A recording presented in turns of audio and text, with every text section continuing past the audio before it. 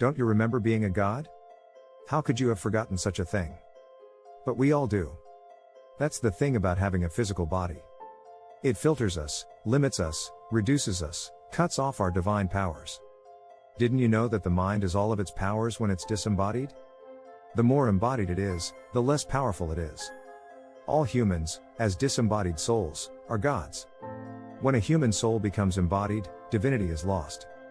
Cambridge philosopher C.D. Broad said, "The suggestion is that the function of the brain and nervous system and sense organs is in the main eliminative and not productive. The body eliminates powers. It doesn't produce them. If you eliminated the body, you would recover all the suppressed powers. You would be restored to divinity." Broad said, "Each person is at each moment capable of remembering all that has ever happened to him and of perceiving everything that is happening everywhere in the universe. Well, you would be God in that case, wouldn't you?" Some people having out-of-body experiences slip into this state. Unencumbered by the body, their mind becomes spectacularly powerful. Broad said, "The function of the brain and nervous system is to protect us from being overwhelmed and confused by this mass of largely useless and irrelevant knowledge, by shutting out most of what we should otherwise perceive or remember at any moment, and leaving only that very small and special selection which is likely to be practically useful. A human can't cope with a divine mind. The divine mind has to be made human. That is achieved via the brain.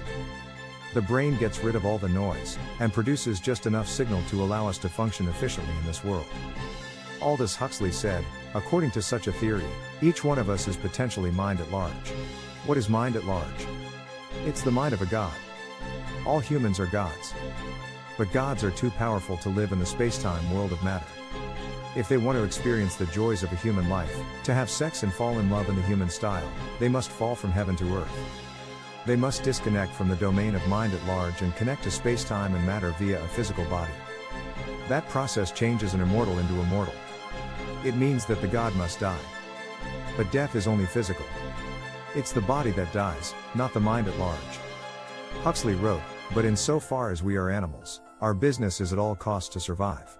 The mind at large is never in danger. It can never perish. The human body is always in danger. It can easily perish, and its overriding imperative is not to do so. It's all about the survival game." Huxley wrote, "To make biological survival possible, mind at large has to be funneled through the reducing valve of the brain and nervous system. What comes out at the other end is a measly trickle of the kind of consciousness which will help us to stay alive on the surface of this particular planet. Gods have to subject themselves to a reducing valve if they want to experience the danger, excitement and thrill of a human life. It's so exciting because it's so precarious. Gods crave this excitement. The space-time universe is where they get to face danger, to be under threat, to be in genuine jeopardy. They can't get enough of this game. The world of the immortals offers none of this fun, this risk. Mortality produces meaning. Everything matters. For immortals, everything is dull. So, the gods deliberately subject themselves to hell, to escape the tedium of heaven."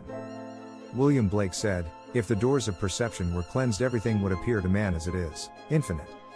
The immortals get this infinite view, but they have decided they prefer the finite view, the finite world and the finite lifetime. It was humanity that underwent the fall. It was the gods. And they did so deliberately.